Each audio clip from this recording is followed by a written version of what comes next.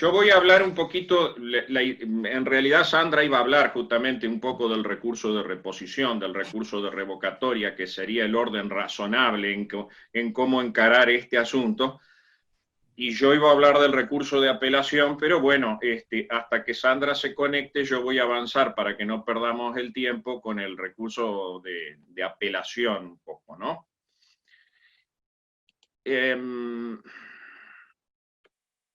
Les voy a plantear dos temas que me parecen útiles sobre todo para los noveles, para la gente que se está iniciando, y que son poder distinguir la procedencia de cuando un recurso de apelación se puede deducir, la procedencia del recurso de apelación, y a su vez, y el segundo de los temas que está vinculado a la técnica recursiva, a lo que le conviene al abogado plantear como recurso frente a los tribunales para ser escuchados por el tribunal. No todas las resoluciones, no todo lo que un juez resuelve, no todo lo que se va decidiendo en el proceso es materia de apelación. La materia de apelación reclama, antes que nada, un elemento básico y común que lo reclama el recurso de apelación y también lo reclaman todos los recursos extraordinarios subsiguientes, inaplicabilidad, extraordinario, todos los recursos, y que es el gravamen irreparable, es decir, aquello que no pueda ser subsanado por otro mecanismo durante el curso del proceso. Eso, por ejemplo, el recurso de reposición o de revocatoria no lo requiere. Uno puede deducir un recurso de reposición o de revocatoria ante una providencia o una resolución del juez para que la modifique sin que esa providencia o esa resolución necesariamente conlleven un gravamen irreparable, a diferencia de la apelación. La apelación siempre va a necesitar este gravamen irreparable. Y antes, cuando yo empecé a ejercer la profesión allá lejos y hace tiempo, imagínense que este era el requisito básico con el que se definía si una decisión judicial era o no apelable. Posteriormente, cuando se reforma el Código Procesal, Civil y Comercial en la última reforma grande, se agrega el artículo 239. El artículo 239 es un artículo que reclama ya no solo que haya un gravamen irreparable a la hora de analizar si una resolución o una decisión judicial es apelable, sino que también tiene que estar tipificada como apelable. Es decir, el legislador ha cerrado de algún modo las opciones para la apelación.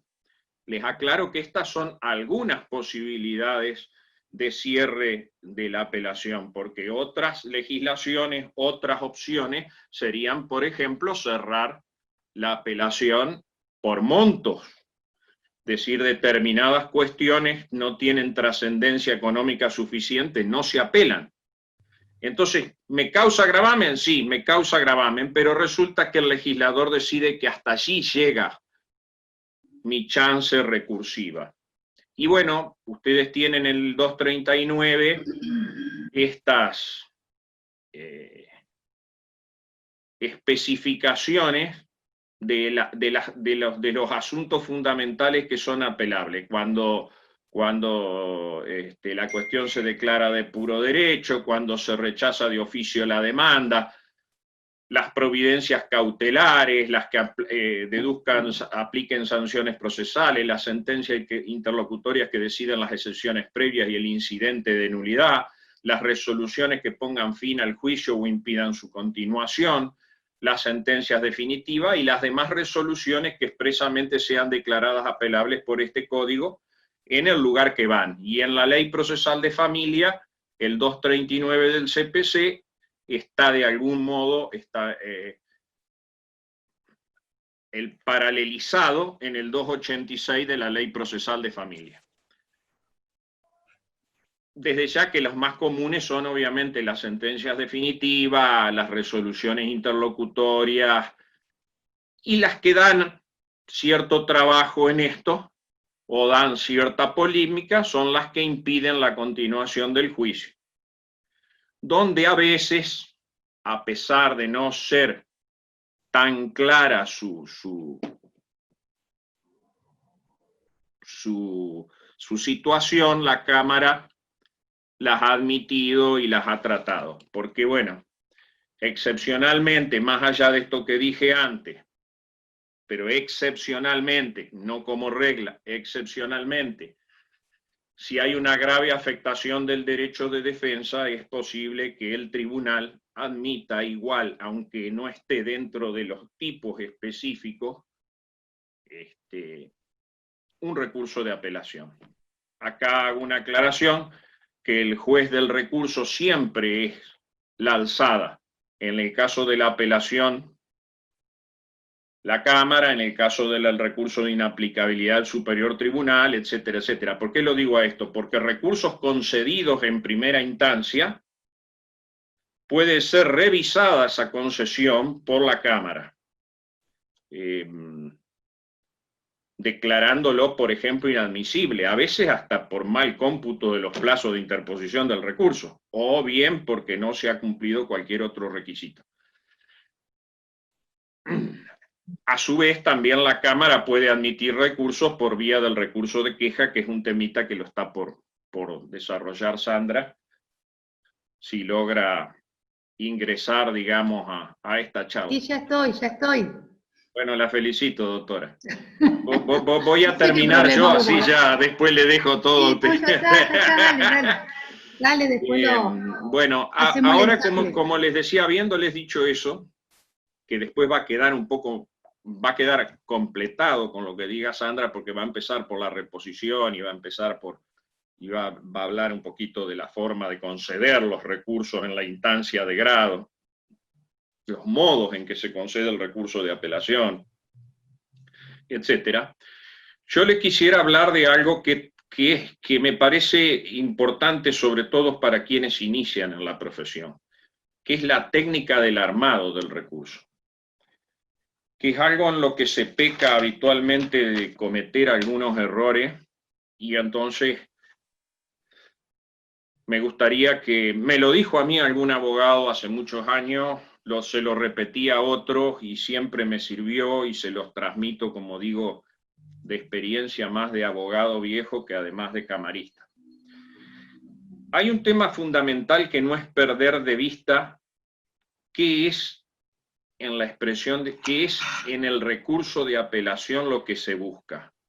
Cuando se hace una expresión de agravio o se funda una expresión de agravio, no se debe perder jamás de vista que lo que se está atacando es la resolución o la sentencia que está dictada.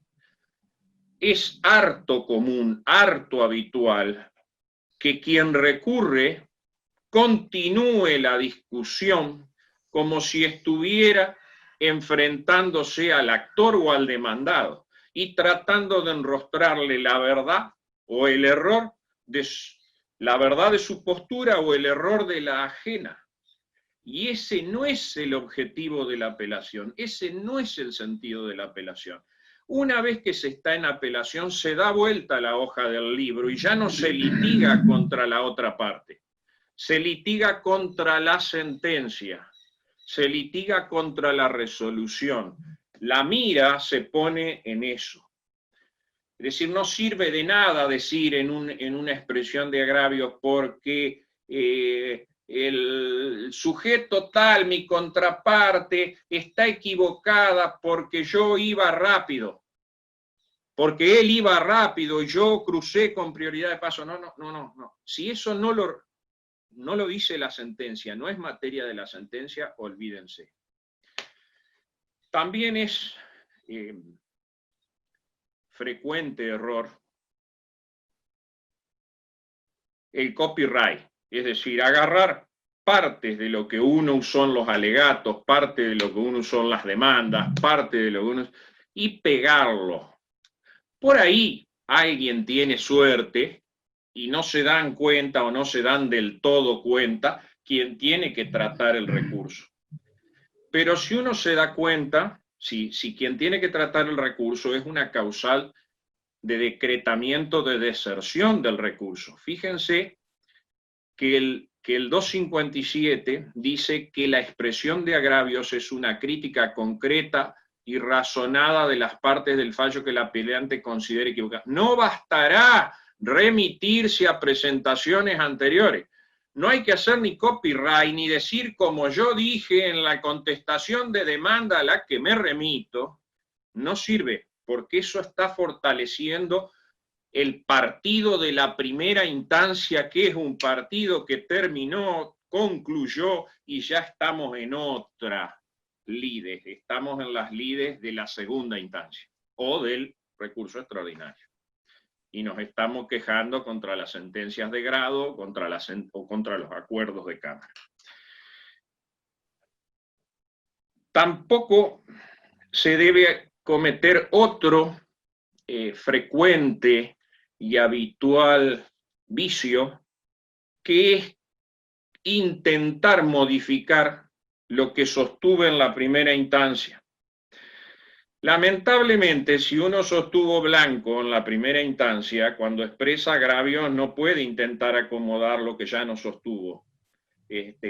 No puede, por decir, estoy recordando un caso de no hace mucho tiempo, un tema de mala praxis, de alguien que tiene una operación y no puede continuar concibiendo hijos, pero era una persona de 30 y tantos de años, y esta mujer de 30 y tantos años no dijo nunca en la primera instancia que ella ya tenía hijos adolescentes, y no dijo nunca en la instancia de grado que ella pensaba seguir teniendo hijos, que su sueño era seguir teniendo hijos, lo cual no era tan claro por la edad, pero básicamente porque no lo dijo. Entonces, como esto surge de las pruebas en la causa y se suscita, bueno, decirlo en la instancia de apelación ya es tardío, porque los jueces en la apelación están limitados por una doble faz,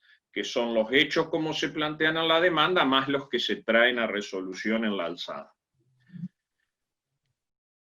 Tampoco se debe omitir, y este es otro vicio habitual, que generalmente está ligado a aquel de sigo discutiendo mi razón sin mirar la sentencia. No se puede dejar fundamentos esenciales de la sentencia sin ataque. Porque ¿qué es lo que ocurre?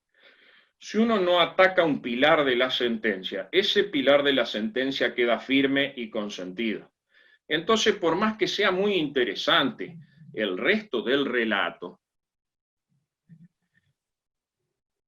si no se ataca la razón que el juez, si es una cuestión accesoria o secundaria puede pasar, pero si es esencial, porque pongámosle que el juez ha dicho lo más importante en la sentencia no es accidente de tránsito del juez, ha sido considerar que el conductor del vehículo tuvo que tener el dominio pleno de la unidad, aunque el hecho sea de alguna forma sorpresivo. Esto que el juez está diciendo no lo cuestiono en la alzada, sino que sostengo que mire, que la verdad que yo no pude prever que yo iba a velocidad reglamentaria y tenía carnet de conductor, y el que cruzó el otro lado cruzó mal, ¿sí? Pero el juez te está diciendo que aún bajo esa circunstancia vos tenías que seguir manteniendo el dominio de la unidad, y eso quedó firme. Entonces, por más que lo convenzas al juez de las otras cuestiones, eso que dejaste firme ya impide que esa sentencia sea revisada. Por supuesto, uno puede volver, voy a aclarar algo porque quizás no es que nada de lo que uno planteó en primera instancia no pueda ser vuelto a poner en juego, porque por ahí uno sostuvo algunos fundamentos y lo que ocurrió es que el juez a esos fundamentos los omitió, no los consideró. Entonces uno puede decir la sentencia, pero siempre el ataque es a la sentencia, no es a la contraparte. el juez ha omitido considerar esto que es fundamental. Y a la par, atacar el fundamento del juez. Las dos cosas. El que el juez omitió, más el fundamento que para el juez es esencial, es decir, la totalidad de la sentencia.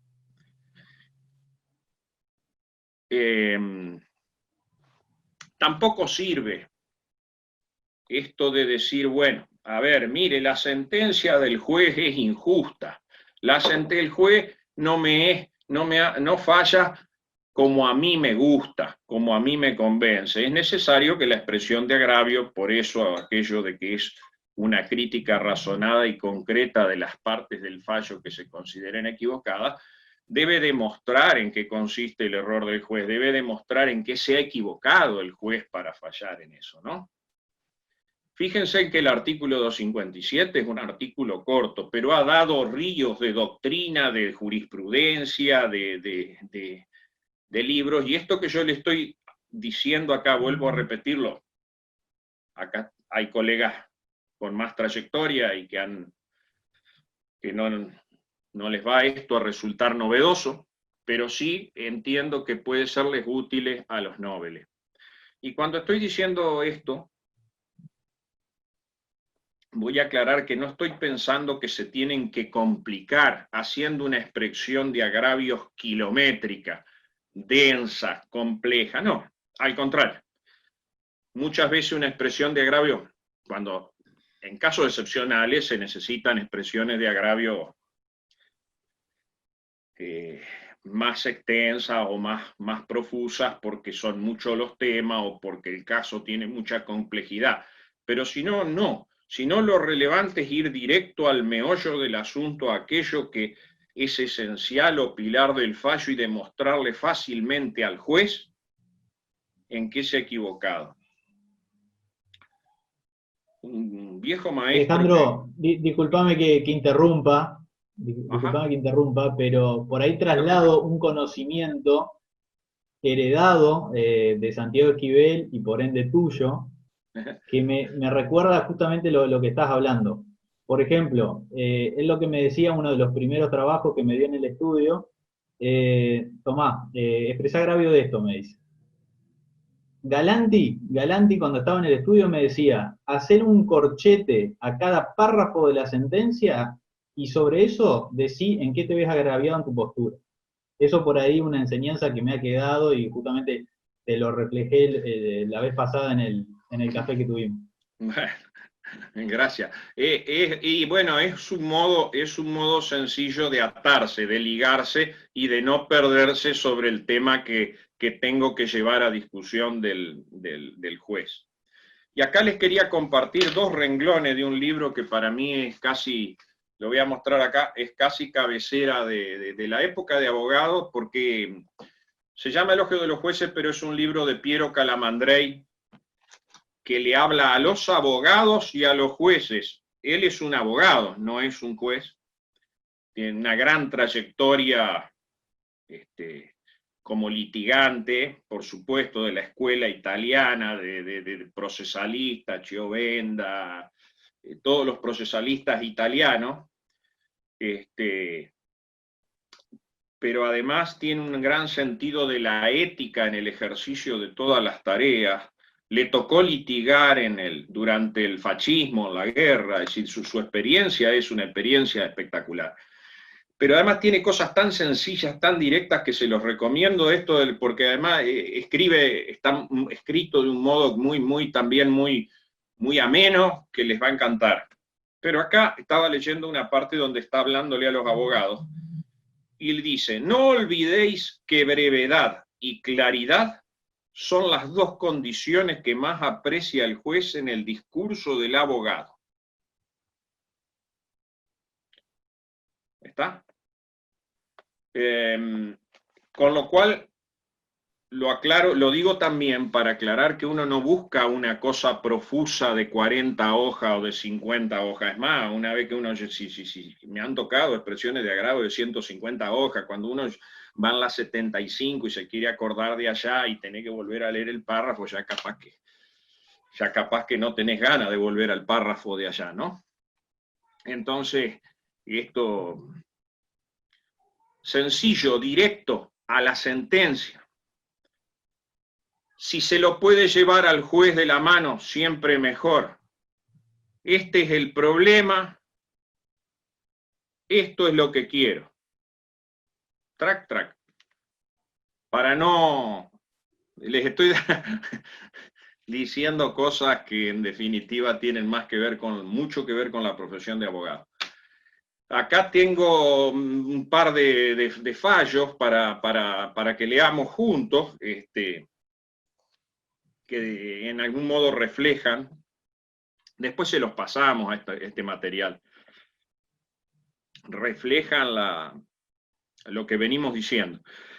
Acá la sala, el tribunal que integramos con Sandra dice: a ello cabe referir que las quejas sobre la supuesta injusticia del fallo cuestionado tampoco satisfacen las exigencias del CPC, desde que este tribunal sostiene que una correcta hermenéutica recursiva impone distinguir la diferencia que existe entre criticar y disentir, pues mientras lo primero implica un ataque directo y pertinente de la fundamentación de la sentencia, formulando la demostración de los errores fácticos o jurídicos que pudiere contener, lo segundo, disentir, es proponer solo el desacuerdo con lo resuelto, lo que no tiene relevancia procesal, si no se fundamenta la oposición ni se dan las bases jurídicas que sustentan un distinto punto de vista por ello.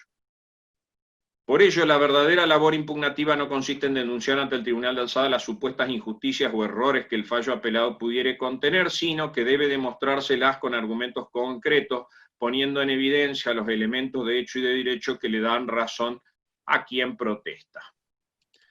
Acá tenemos otro fallito que dice: esta circunstancia, entonces, ausencia de crítica a fundamentos esenciales de la sentencia, es motivo suficiente para el rechazo del recurso impetrado. Bueno, dicho lo que antecede, voy a aclarar una cosa que es importante, pero que yo le diría que nadie se confíe en esto. Lo voy a aclarar primero porque no todos los tribunales donde ustedes pueden llegar a litigar quizás tienen el mismo criterio. Hay tribunales mucho más estrictos y tribunales mucho menos estrictos. Es más, cuando yo empecé a ejercer la profesión, lograr superar el escollo de deserción de un recurso de apelación, digamos, haber hecho una buena expresión de agravio y que no sea declarada desierta, era ya un logro. Lo primero que esperábamos es que no nos declaren desierto el recurso. Después si teníamos suerte, mucho mejor, pero lo primero que esperábamos era ese sentido. El tiempo derivado de la ampliación de derechos, derivada por allí de este sentido de darle a la doble instancia una mayor admisibilidad a partir de los tratados, etcétera, ha hecho que los criterios en esta materia se flexibilicen. Y entonces, la sala que yo integro al menos tiene un criterio bastante amplio para juzgar todo esto que yo les dije antes. Y muchas veces, si hay algunos planteos que están bien hechos, se opta por considerar el recurso y no por declararlo desierto. Es cierto que se tratan esos planteos y no se tratan el resto, los que no se consideran aptos. Por allí se los puede pasar de largo y ni siquiera detenernos a decidirlos. Pero se tiene este criterio amplio. En términos generales, las otras dos salas de la Cámara, en términos generales, no quiero hablar por los demás, pero tienen criterios similares. Pero vuelvo a repetir, sería una mala idea que los profesionales nobles se confíen y digan: no, como el criterio es amplio, no me van a declarar desiertos los recursos. No, primero porque declaramos muchos desiertos. Pero segundo, porque hay que tratar de trabajar y apuntar hacia la excelencia, y hay que tratar de apuntar a que el recurso sea un recurso donde todo el recurso sea útil, donde se obtenga la mejor imagen para litigar del mejor modo. En la profesión de abogado no hay ninguna duda de que los detalles, y esto también lo saben algunos colegas, amigos, los detalles hacen a la diferencia. Entonces, es importante una buena expresión de agravio. Esto también de algún modo se los dije, que la competencia de esta alzada se halla circunscripta por el doble marco limitativo que significan, en primer lugar, la materia del litigio conforme se traba el mismo en la instancia de grado, demanda y contestación, y en segundo, la que ha sido específicamente puesta a consideración de esta sala en el recurso respectivo, dejando fuera o soslayando aspectos que no han sido traídos a la incidencia o que no han sido materia específica de agravio o que se hallan firmes y consentidos. Hasta allí lo común. Ahora les voy a comentar dos temitas más y le doy a Sandra. Estos dos temitas más son un poco más complejos y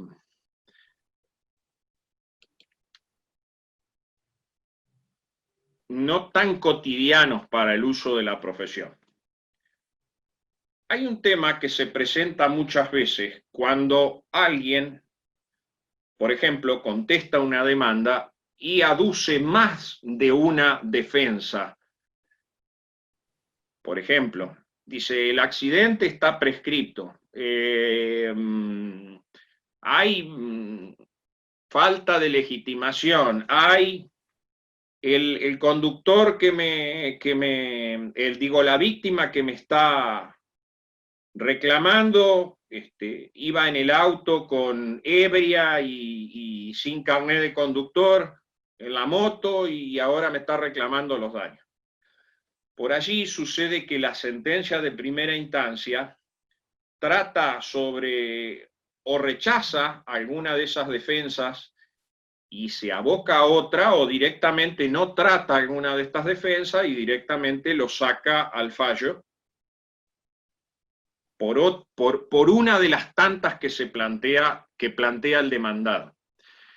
En esa situación, en esa hipótesis, lo que ocurre es que el que recibe la sentencia favorable que dedujo todas estas defensas no tiene en principio un motivo para apelar ese fallo, porque ese fallo le fue favorable. En definitiva, no le fue favorable, por ejemplo, por la prescripción, en el caso que dábamos, no le fue favorable por la legitimación, pero le fue favorable porque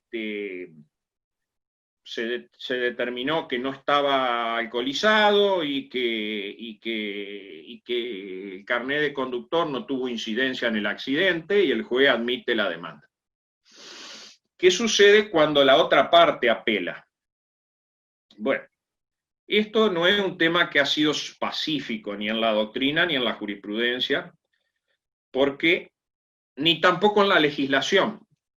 Entre Ríos el código no dice nada respecto a esto, como no lo dice el nacional. Algunas provincias tienen una regulación de esta temática y prevén una situación de traslado, que cuando en el traslado se suscita esto expresamente hay que pronunciarse. Bueno, olvidémonos, nosotros no lo tenemos. El tribunal mío tiene la idea de lo que se da en denominar apelación implícita y trata habitualmente la totalidad de las defensas. Por ejemplo, en este caso anterior, dice, voy a tratar la prescripción y a lo mejor lo resuelve por la prescripción, porque resulta que no estaría tan de acuerdo con relación a la mecánica del accidente o si el que venía en la moto estaba ebrio o no estaba ebrio. Sobre esos elementos, a lo mejor no está de acuerdo con el juez de primera instancia y estaría propicio a dar vuelta el fallo, pero retoma el argumento de la prescripción que no fue tratado en la primera instancia. Eso se considera apelación implícita. Pero no todos están pacíficos en esa materia. En consecuencia, yo sugiero que el día que a ustedes les toca contestar un agravio en ese tipo de situación, ustedes contesten los agravios, pero agreguen un capítulo y digan en ese capítulo, no se olvide la Cámara que oportunamente yo deduje todas aquellas defensas, por lo que en subsidio, si considerara que el recurso de la contraparte es procedente por las otras defensas, tráteme aquella que quedó sin tratar. ¿Está? Esto es también una vieja política que antes los abogados cuidábamos más, porque de lo contrario se depende de un criterio del tribunal, incluso de que el tribunal lo perciba, pero de un criterio de que admita esto, esta apelación implícita que no tiene, vuelvo a repetir, regulación legal en el código. Y finalmente hay otro tema que se llama apelación adhesiva o litis consorcial o benefici comuni de remedi, que es un tema que se suscita también frecuentemente cuando existiendo litis consorcio necesarios o facultativos, una sola parte apela y la otra parte no apela y la sentencia queda en principio firme para la parte que no apeló. En el litis consorcio necesario, eso es bastante aceptado, de que la apelación del litis consorte que recurre va a aprovechar a la otra parte, pero no sucede tanto ello con el caso de los litis consorcios voluntarios. Entonces allí existe también una discusión doctrinaria y jurisprudencial en la que nosotros nos inclinamos junto a, por ejemplo, la Corte Suprema de la Provincia de Buenos Aires, que introdujo esto con mucha claridad a partir del doctor Hitter, y hay algunos fallos de la Corte Suprema sobre determinados temas, en considerar o admitir lo que se denomina efecto expansivo o extensivo del recurso del litis consorte, cuando el asunto que se trata es un asunto común a ambas partes, porque si no, de lo contrario, se produciría una especie de resquebrajamiento del sentido común de los fallos, en cuanto a que uno quedaría condenado y el otro no, siendo el tema central el que se está debatiendo. Más difícil es con las cuestiones accesorias. Ahí es más difícil. Bueno, con esto espero no haberlo agotado tanto con estos mecanismos virtuales que por allí no son tan amenos para charlar. Le doy ingreso a la doctora Ciarroca y cualquier cosa después retomamos alguna pregunta. ¿Cómo no? Espérate un Te voy a segundito. pedir, Alejandro, que... Ahí está. Gracias. ¿Puedo compartir? Sí, sí, sí, sí.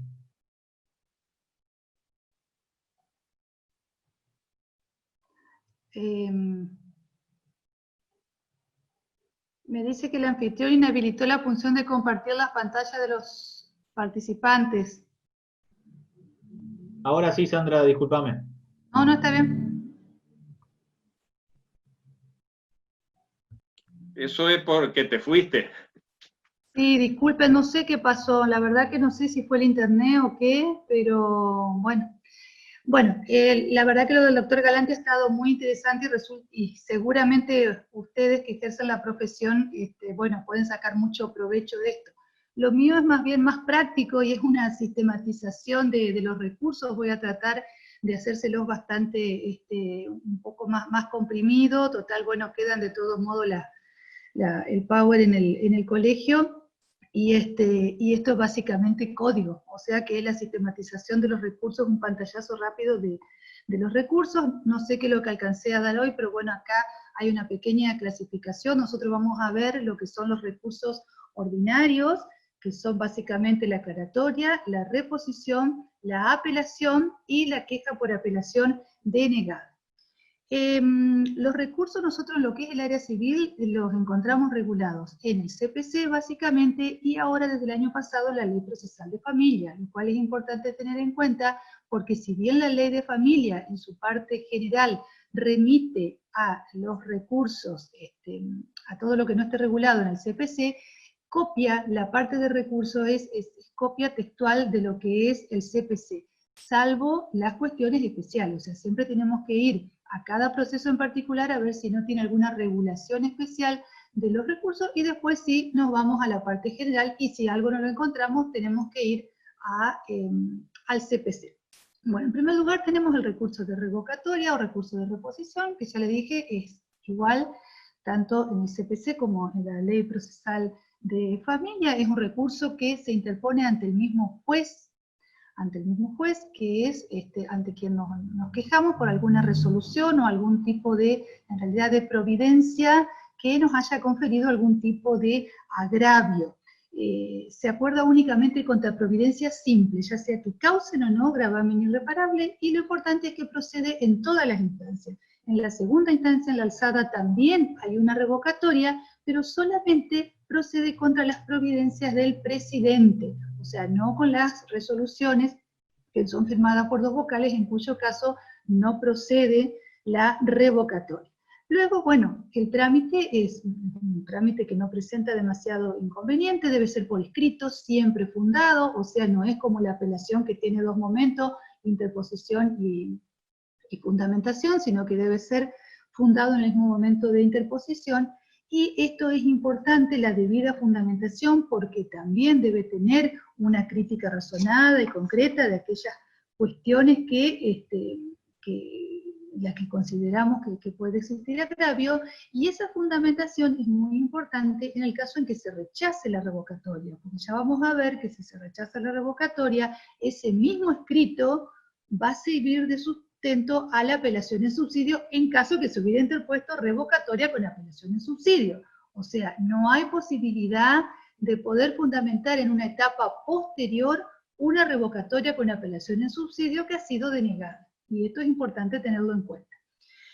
Decíamos que tiene que ser dentro de los 3 días desde la notificación de la resolución. Siempre estamos hablando de la notificación por el sistema de notificaciones electrónicas.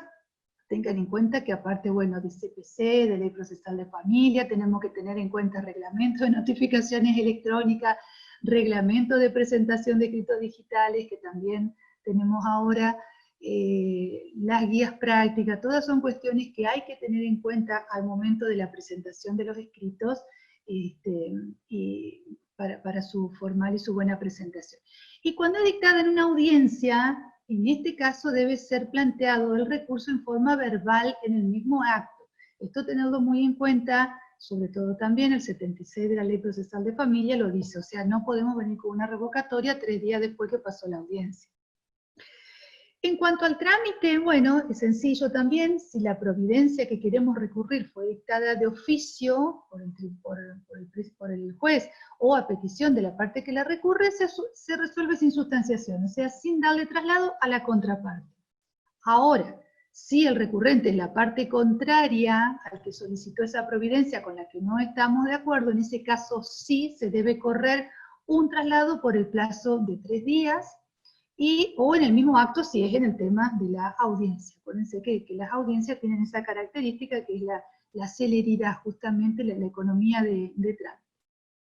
La resolución que se dicte con respecto a la revocatoria va a causar ejecutoria, nos dice el código, salvo que el recurso hubiese sido acompañado del de apelación subsidiaria y la providencia reuniera las condiciones establecidas en el 239, que es lo que hablaba hoy el doctor Galante, o sea, que sea apelable. O sea, yo rechazo la revocatoria.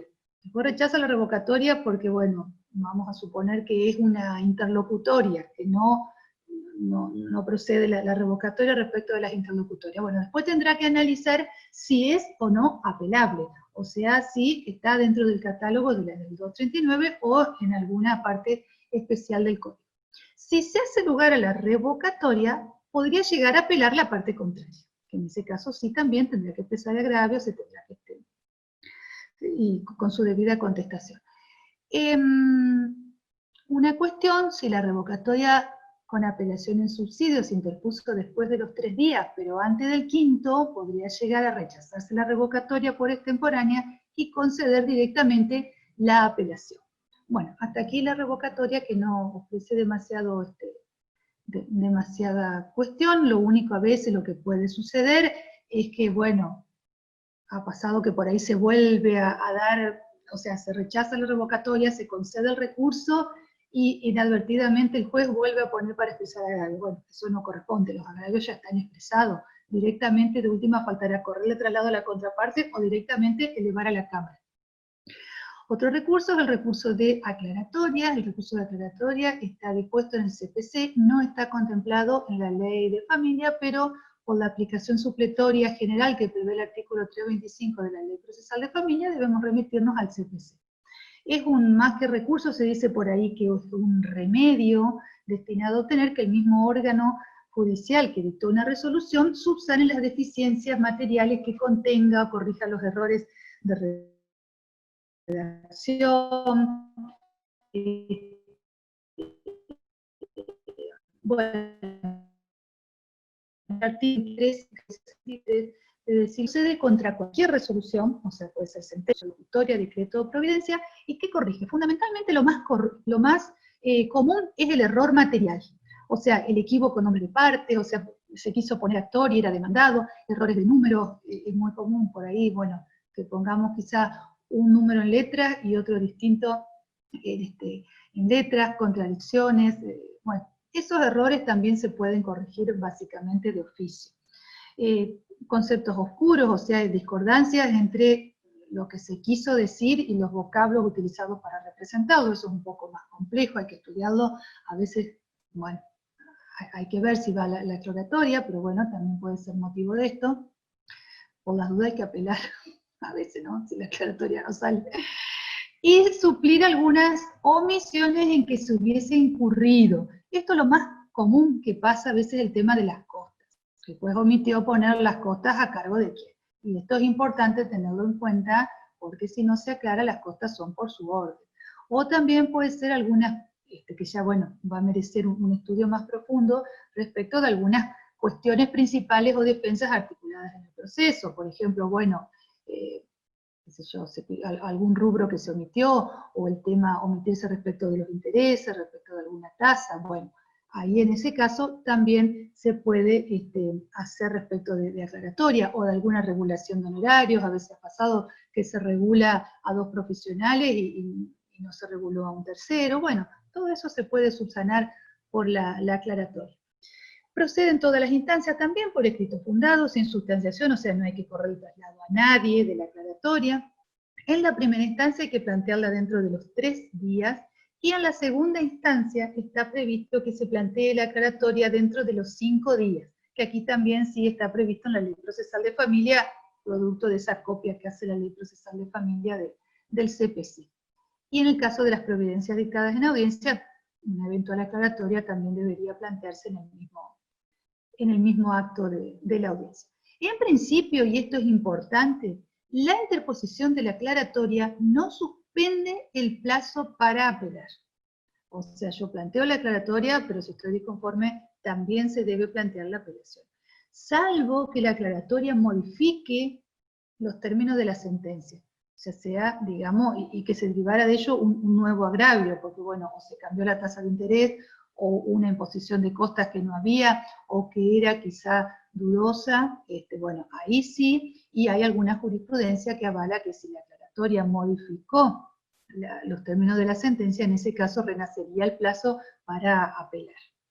Hay algunos fallos ahí, no los pusimos. Bueno, recurso de apelación, ya el doctor Galante estuvo hablando un poco, bueno, yo ahora me voy a ir un poco al inicio del recurso de apelación. Ahí les dijo un concepto. En el recurso de apelación siempre es un tribunal superior el que tiene que intervenir con respecto al que dictó la resolución, para que éste la reforme, la revoque, ya sea en forma total o parcial. ¿Cómo se interpone? El recurso de apelación siempre se interpone ante el juez de primera instancia. Tiene que ser por escrito, y en audiencia en forma verbal.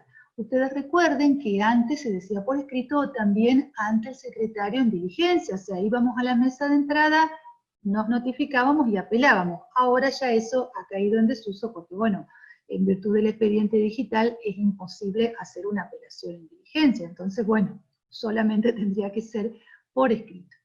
La regla son 5 días para apelar, desde la notificación de la resolución que se va a impugnar, y digo que la regla porque, bueno, hay algunas excepciones dentro del CPC. Tenemos en la audiencia preliminar, cuando la composición de la apertura a prueba hay que hacerlo en ese mismo acto, Y otro muy importante a tener en cuenta es el 484, que es el correspondiente a los juicios sumarísimos, que son 3 días para interponer el recurso.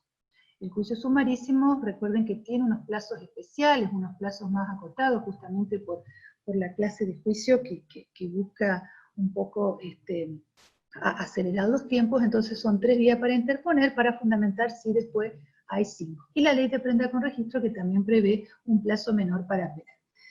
En la ley procesal de familia, sí hay algunos, hay más supuestos de excepción. Yo ahí se los señalé. El 224, por ejemplo, que es la autorización para salir del país, hay 48 horas para apelar. Después tenemos el 253 y el 261, que se refieren a la restitución internacional de menores, hay 3 días para apelar. El 277, que este es muy importante porque son las medidas de violencia familiar o doméstica, que está prevista la reposición y la apelación, son 3 días para los 2 recursos, y ojo que en materia de violencia familiar y doméstica, por la ley procesal de familia hay habilitación de día y hora, o sea, tiene una habilitación legal de días y horas. Esto se debe tener en cuenta porque, bueno, los plazos corren para estos supuestos. Y bueno, las resoluciones en la audiencia preliminar también tendrían un trámite inmediato. La fundamentación del recurso siempre se difiere para una etapa posterior a la concesión, salvo que sea subsidiario un recurso de la reposición, que ya dijimos que va a hacerse en el mismo momento de la interposición. Ya vamos a ver que esto mismo también es para el recurso de honorarios, que tiene que ser lo mismo, es interposición y fundamentación, si se interpone en una audiencia. Y acá también vuelvo a la ley procesal de familia, y disculpen que un poco sea reiterativa, pero hay previstos casos en la ley de familia que la interposición debe hacerse justamente, que la fundamentación, debe hacerse juntamente con la interposición. Es en el artículo 211, por ejemplo, en el control de la orden de internación, y por ejemplo, en las autorizaciones para contraer matrimonio, para salir del país, en los juicios de disenso, en 219, 224, 230, que también se deben hacer juntamente con la interposición. Y hay artículos que no dicen nada, que es el 219, el 224 y el 230, que bueno, ahí podríamos decir que se podría hacer en la misma audiencia. No dice cuándo, la ley procesal de familia, cuándo hay que fundamentar. Yo, bueno, no sé, eso estará por verse cuando suceda, pero bueno, podría hacerse con la interposición o en la misma audiencia, porque son todos casos en que se prevé audiencia obligatoria en la Cámara. No hemos tenido hasta ahora, así que no puedo decir que se ha resuelto al respecto, pero yo creo que no estaría mal fundar el momento de interponer.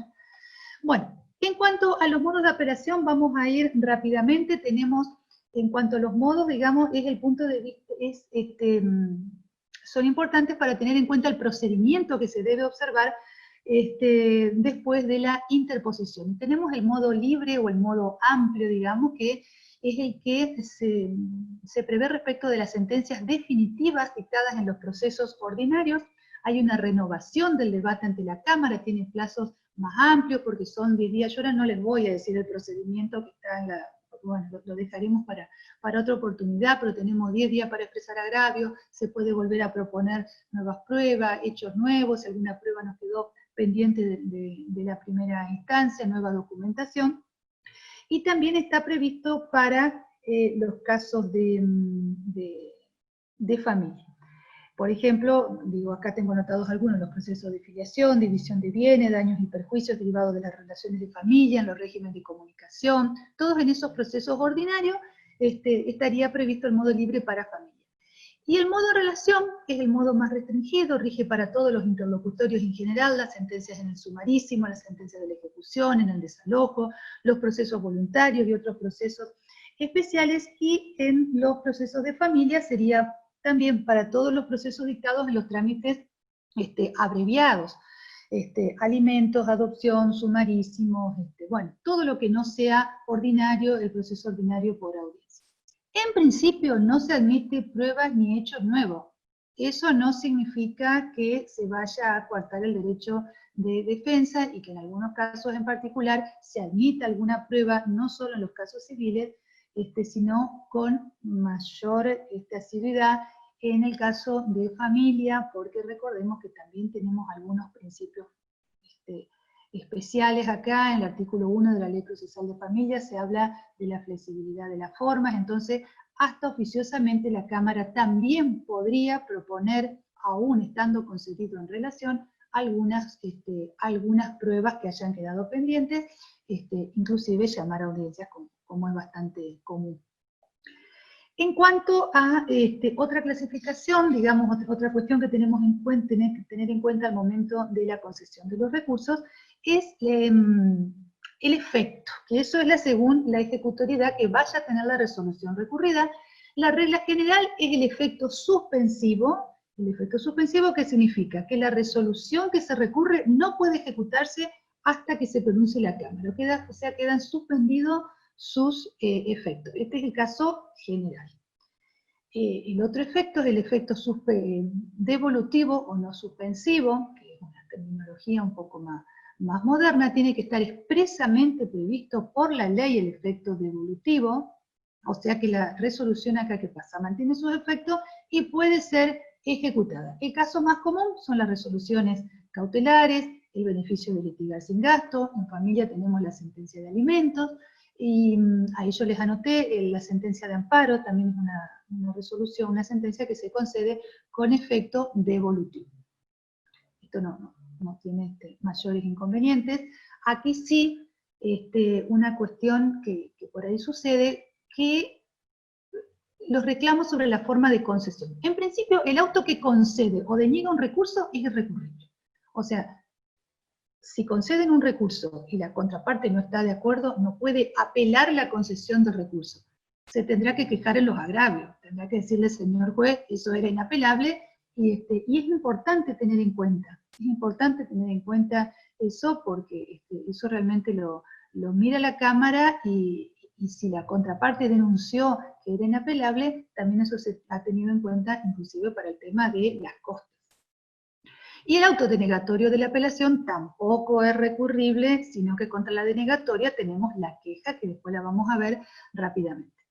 En cuanto a los cuestionamientos sobre el modo de concesión, o sea, un recurso que era libre, la parte considera que debió ser en relación, o viceversa. Tenemos dos maneras de cuestionarlo. Podemos ir directamente ante el juez de primera instancia, hay 3 días para decirle que es una especie de revocatoria, señor juez, el recurso está mal concedido, era libre, que usted lo concedió libremente, pero es en relación, y si no, directamente a la Cámara, también en el plazo de 3 días, y esto la Cámara también lo puede modificar de oficio, y de hecho a veces sucede, llega el expediente concedido en relación, y bueno, se veía que era libre, bueno, ahí se lo reacomoda, tratando en lo posible de no volver el expediente a primera instancia, se lo reacomoda por si faltó correr algún traslado, una cuestión así, lo mismo con el modo en relación.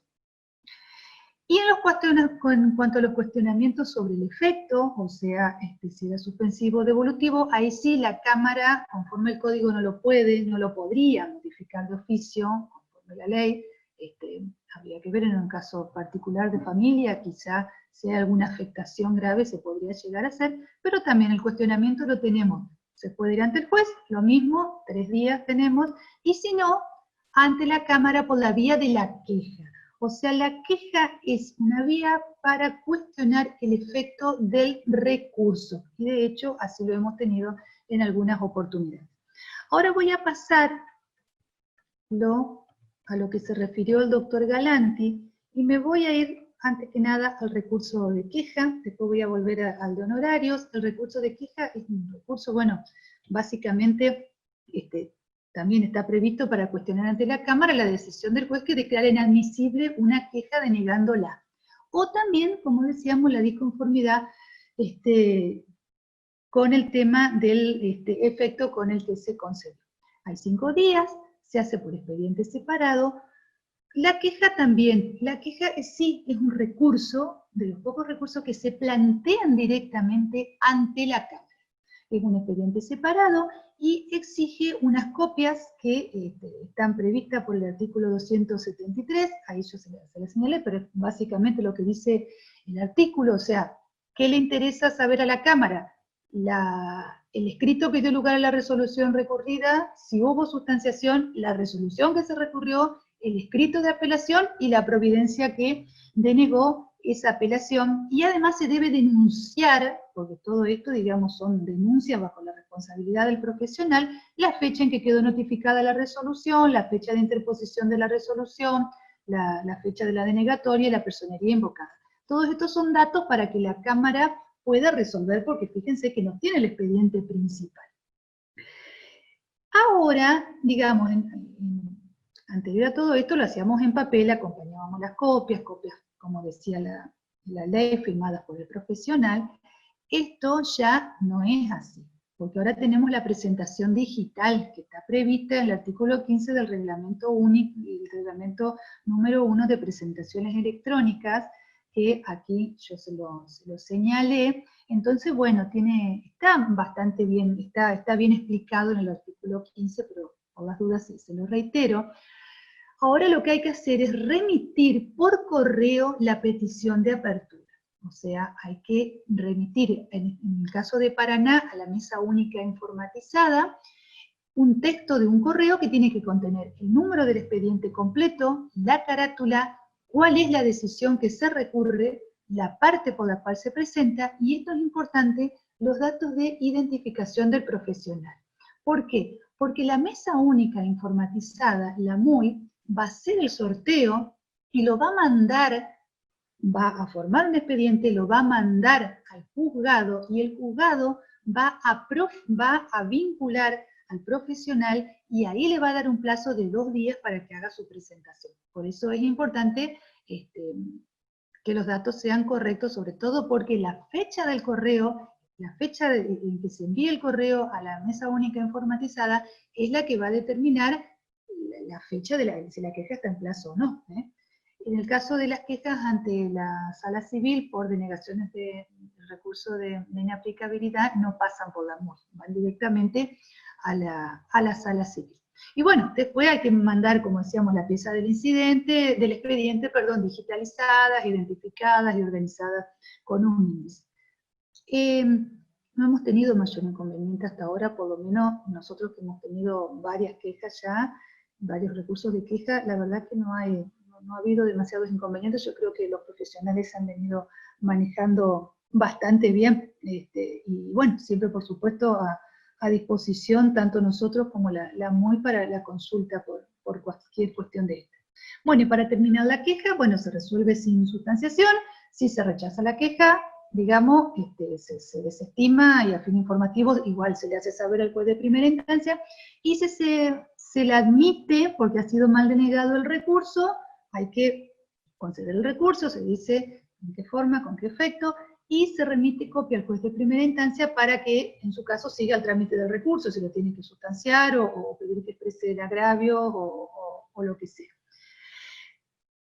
Esto es importante también, que es la queja resolutiva, y decíamos que en principio la Cámara se limita a controlar la decisión del juez referente a la admisibilidad, o sea, si ha sido bien o mal denegado, o sea, si la resolución es apelable, no se pone a analizar el fondo de la cuestión, de la decisión apelada, si es correcta o no.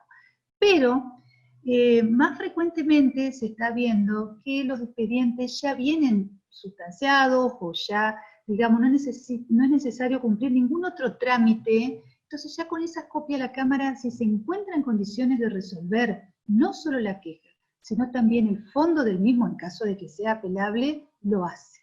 O sea, por principios de celeridad, de economía procesal, si ya se encuentra sustanciado y están las copias necesarias, entonces ya directamente ahorramos algunos pasos, y hacemos que el proceso también gane en tiempo, ¿no? Se ha utilizado bastante, ahí les dejo algunos antecedentes como para, si quieren saber de qué se trata. Y por último, fui bastante rápido porque ya sé que estamos quizás ya fuera de tiempo. tenemos la apelación de los honorarios que se rige por el artículo 109 de la ley 7046. Conforme a la ley 7046, dice que se puede deducir de dos formas, verbal ante el actuario y por escrito. Verbal, como ya dijimos, sería inaplicable ahora en el expediente digital, ya medio que esto ha caído ya en desuso. Hay que hacerlo por escrito, y esto es importante porque se funda en el acto de interposición. Y no solamente, recuerden que la fundamentación significa también dar los motivos por los cuales nos agravia esa regulación, no solamente decir si son bajos o si son altos, porque el artículo 109 dice que tiene que estar fundado. O sea, no es suficiente decir me agravio porque son bajos, me agravio porque son altos, porque si no se va a rechazar, se va a declarar mal concedido, porque incluso hasta los jueces de primera instancia están inhabilitados para declararlo mal concedido. Y otra cuestión importante con respecto a la apelación de honorarios es que el artículo 109 solamente habilita la revisión cuantitativa del honorario apelado. Esto es por una cuestión jurisprudencial de nuestro STJ, tampoco es pacífica la jurisprudencia en esto, pero bueno, por mayoría se ha decidido que todo otro conflicto derivado de los honorarios, por ejemplo, la procedencia de la regulación, bueno, la procedencia de la regulación, sí, eso sí hay consenso, pero la base económica, en realidad, requiere el debate propio del recurso de apelación ordinario. O sea, si a mí lo que me agravia es la base económica que ha tomado el juez a los efectos regulatorios, y no solo que también en definitiva está implicada la cuestión cuantitativa, bueno, pero hay que apelar por el CPC. Entonces, en ese caso, se va a conceder en su caso en relación o libre si es en una sentencia, se va a expresar agravio y la contraparte va a tener la oportunidad de contradecir esos agravios. Le digo porque es importante que lo tengan en cuenta al momento de apelar para la revisión de la base económica. Bueno, hasta aquí lo mío, no sé si quedó algo más, fui un poco rápido como para que no se haga tan extenso. Perfecto, muchas gracias Sandra y Alejandro. Muy claro, y siempre es útil recordar el tema de los recursos por ahí que le aqueja a los nobles, digamos, y entiendo yo que revierte un grado de dificultad. Si bien no hay preguntas formuladas en el chat, por ahí tomo la posta y apelando por ahí una cuestión del último tema tratado. Le pregunto a Sandra en particular, que creo que es la que tiene a cargo dicha labor, ¿cómo sería el tema de la regulación en segunda instancia? El tema de los honorarios, La regulación en la segunda instancia está prevista por el artículo 64 de la ley 7046, que prevé que se debe regular entre un 40 a un 70% de lo que habría correspondido a la regulación de primera instancia. Así se lo digo de memoria, acá tengo igual la ley 7046, que también es casi que una Biblia, y lo que hay que tener en cuenta es que siempre es sobre el valor cuestionado en el recurso. Entonces a veces no es exactamente del 40 al 70% de lo que reguló el juez de primera instancia, porque si no estaba apelada la totalidad de la sentencia, quizá por ahí se apeló, no sé, solamente un rubro, o se apeló la cuestión de las costas, porque la apelación de costas también lleva costas. Entonces, digamos, esas costas que yo no quiero pagar, ese va a ser el valor del recurso. Y también por jurisprudencia del superior, cuando el expediente no viene regulado de primera instancia, nosotros le encomendamos al juez de primera instancia en realidad que regule, porque no estaríamos habilitados a readecuar honorarios que no fueron regulados en la primera instancia.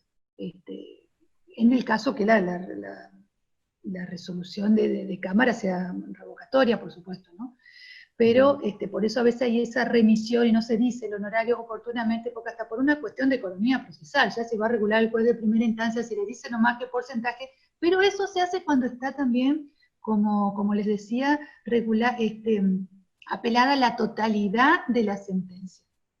Porque Bien. si no, si es algún rubro en particular o algún rubro de una liquidación, a veces se le pone honorario oportunamente y sí, se difiere y tiene que volver en otro momento porque se va a tomar solamente una parte, que es la parte que estaba discutida, la diferencia.